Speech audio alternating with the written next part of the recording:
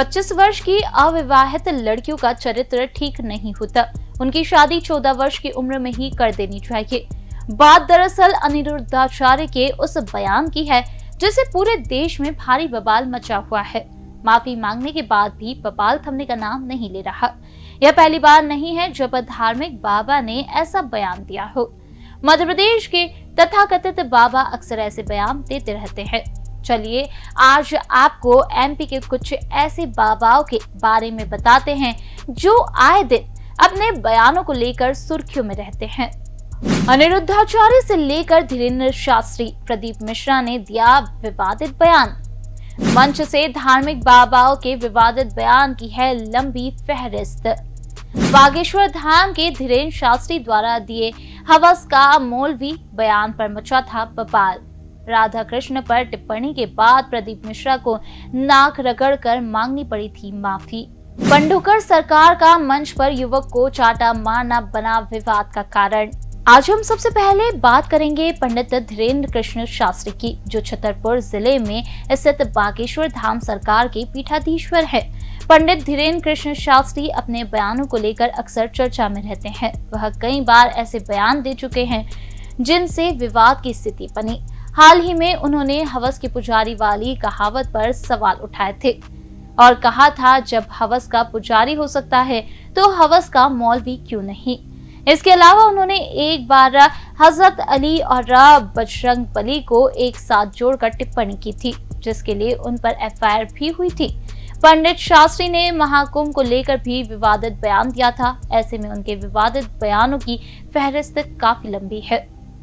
पंडित धीरेन्द्र शास्त्री के बाद अब बात करते हैं पंडित प्रदीप मिश्रा की। पूरे देश में अपने चमत्कारी रुद्राक्ष को लेकर चर्चा में रहने वाले पंडित प्रदीप मिश्रा भी विवादित बयानों के लिए जाने जाते हैं। उन्होंने कहा था, राधा रानी का नाम भगवान श्री कृष्ण की 108 पटरानियों और 1600 रानियों में नहीं है। उन्होंने यह भी कहा, राधा के पति का नाम अनय घोष, उनकी सास का नाम जटिला और ननन का नाम कुटिला था। उनके इस बयान पर पूरे देश में विरोध हुए। इसके बाद उन्हें बरसाना जाकर नाक रगड़कर माफी भी मांगनी पड़ी थी। इसी साल जयपुर की कथा में उन्होंने लड़कियों की नाभि को लेकर कमेंट किया था, लड़कियों के पेट की नाभि ढकी रहेगी तभी वह सुरक्षित रह सकती है। पंडित प्रदीप मिश्रा के विवादित बयानों की लिस्ट भी काफी लंबी है। वही विवादित बयानों के मामले में अब बारी आती है पंडोकर सरकार की। मध्य प्रदेश में पर्ची निकालकर भक्तों की समस्या दूर करने वाले पंडोकर महाराज भी काफी लोकप्रिय है। वह भी कई बार सुर्खियों में आ चुके हैं। भरी सभा में मंच पर युवक को चाटा मारकर मुर्गा बनाने की घटना के बाद उनका सेन समाज ने विरोध किया था।